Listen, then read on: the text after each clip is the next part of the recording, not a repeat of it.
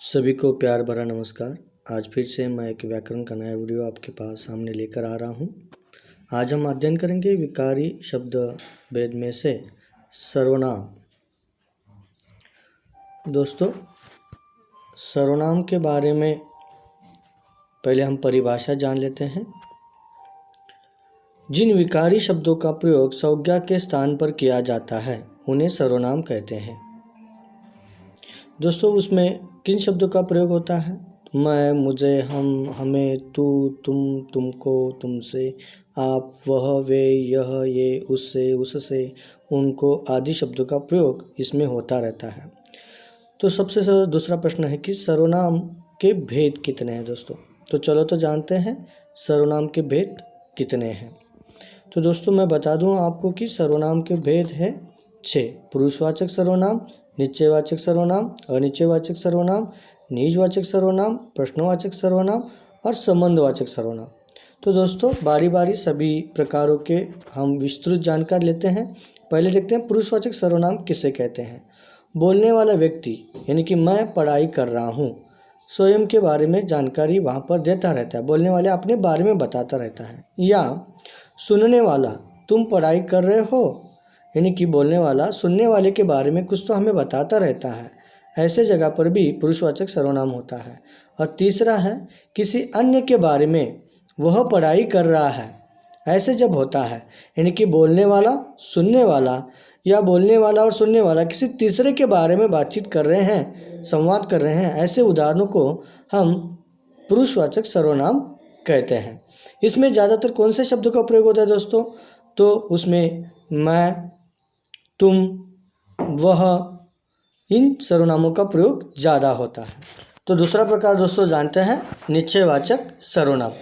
नाम में ही उसका अर्थ छुपा है दोस्तों, यानी कि कहने का अर्थ है निश्चित ही जानकारी हमको मिलती रहती है। जैसे कि व्यक्ति, वस्तु या स्थान का सही बोध होता है, निश्चित बोध होता है दोस्तों।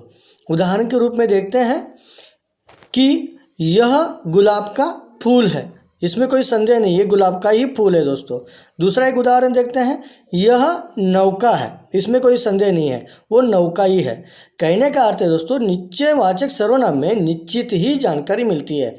जैसे कि यह, वह, वे, ये, इन सर्वनामों का प्रयोग इसमें होता रहता है दोस्तों।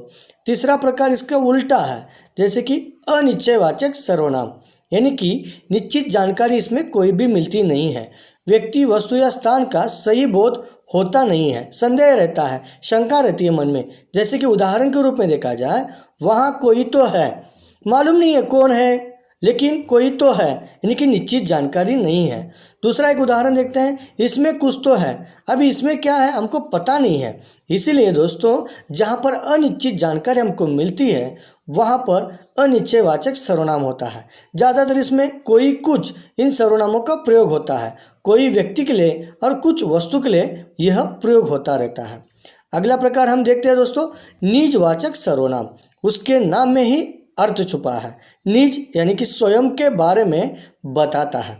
जो व्यक्ति स्वयं के बारे में जानकारी बताता है वहाँ पर निजवाचक सर्वनाम होता है। उदाहरण के रूप में, मैं अपना काम स्वयं करूँगा, यानी कि स्वयं का काम स्वयं कर रहा है, ये स्वयं की जानकारी बता रहा है, इसीलिए यह उदाहरण निजवाचक सर्वनाम का है।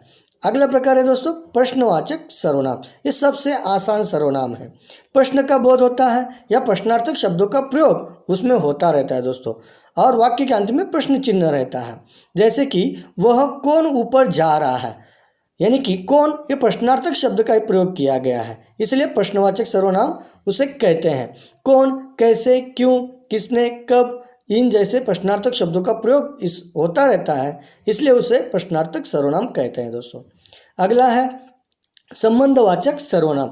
इसमें भी वही खासियत है दोस्तों कि दोनों में संबंध दर्शाया जाता है, यानी कि एक दूसरे के साथ संबंध स्पष्ट होता रहता है। उन सर्वनामों के कारण दोनों में संबंध प्रकट होता रहता है। जैसे कि उदाहरण के रूप में देखा जाए तो हम देखते हैं कि जो जैसा करेगा वैसा भरेगा, यानी कि जैसा करेगा इसका संबंध वैसा भरने से है। तो दोनों के अर्थ में देखा जाए, अगर, जैसे, वैसे, जो, सो, इन शब्दों का प्रयोग दोस्तों होता रहता है। धन्यवाद पूरा वीडियो देखने के लिए। आशा करता हूँ कि सर्वनाम के भेद आप अच्छी तरह से समझ सके होंगे। अगर समझ में आया हो तो लाइक और सब्सक्राइब और शेयर करना मत भूलिए। धन्यवाद दोस्तों, मुझसे जुड़े रहिए और भी व्याकरण इससे और अधिक व्याकरण के वीडियो देखने के लिए मेरे चैनल को सब्सक्राइब कीजिए। धन्यवाद।